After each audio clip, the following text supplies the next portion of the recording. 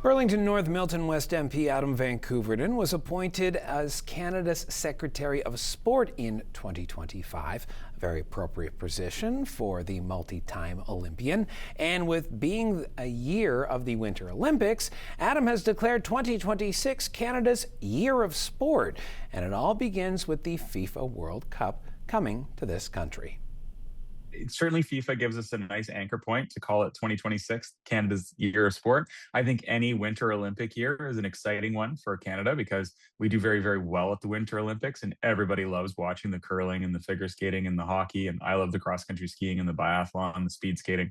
So it's going to be a really, really exciting time watching those games. And when they're in Europe, I'm just going to say, knock on wood, Canada tends to do really, really well. When we go back to, the Olympics in Turin or Albertville, Canada does well at these games. So I'm really excited for Team Canada. And but beyond that, we've got the Arctic Winter Games up in Whitehorse, which is an incredible circumpolar diplomatic opportunity, a great cultural event, but also a ton of amazing sports competitions will be happening in Yukon Territory with, the circumpolar nations and lots of Indigenous First Nations and Inuit communities coming together to have a great cultural event and a great sporting experience. That's at the same time as the Paralympic Games, which are in March. So the Paralympics are also going to be in Milano Cortina. And again, a very, very exciting time for Team Canada. And then we roll right into FIFA season. We got FIFA Congress in April, and then the FIFA tournament starts in June. But then the summer of 2026 starts, and got to realize that that's the 50-year anniversary of the first time Canada hosted the Summer Olympics in 1976. And I can see you kind of going, oh, really? Yeah, Who's not saying, oh, really? Everybody in Montreal. Everybody in Montreal knows it's 50 years since they hosted the Olympics, and it's part of their legacy as a world-class city.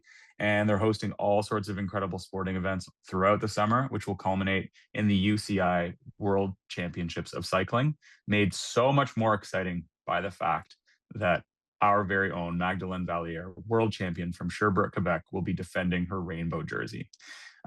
Look, could talk all day about all the things that are going to happen next year with respect to sport in Canada, but we also have the opportunity to make it our own. I've got some ideas and some views about how we increase physical activity levels, about how we make sport more accessible, more affordable, more inclusive, more welcoming for absolutely everybody. Because Canadians know it has a really profound positive impact on our lives, on our health, on our mental health, on the connectedness of our communities. So as the Minister of Sport, my job is to make sure that everybody has access to sport. And that's my goal for 2026. Now, I do want to bring you back to FIFA, though. Obviously, it is such a huge event. It's not cheap. There's always the worry when you bring a big event like this in, you split up the tab between the three levels of government, and then the city and or the country, for that matter, could end up in a deficit. Is that at all a concern? It's not something that I'm concerned about, and I'll tell you why. The provinces between British Columbia and Ontario, the federal government and the municipalities have done a really, really good job managing expenses, and we've also not had to build a whole bunch of new infrastructure, and that's usually where you see large cost overruns with these large games. We also should compare apples to apples a little bit because the Pan Am Games required 40 different infrastructure projects and new facilities. We built a new train to the airport. We built a new community in the Canary District. We built a velodrome in Milton. We built a new flatwater center in Welland, and new pools and aquatic centers, which is the reason we have so many great swimmers these days. Summer McIntosh, trains in those amazing world-class pools, the fastest pool in the world out at T-Pask. We didn't do that for these games. So most of the costs are very, very in scope. We recognize that these investments are going to go a really long way. We know they've created 24,000 jobs. We know that it's going to produce $2 billion in increased GDP next year for Canada. And between Vancouver and Toronto, they're doing such a great job preparing for these 13 matches. So apples to apples, we've got to take into consideration this is 13 big world-class soccer matches that we're hosting in Canada between two cities next year. But it's not the same as hosting an Olympics or a Paralympics, which I'll say Canada is very, very good at.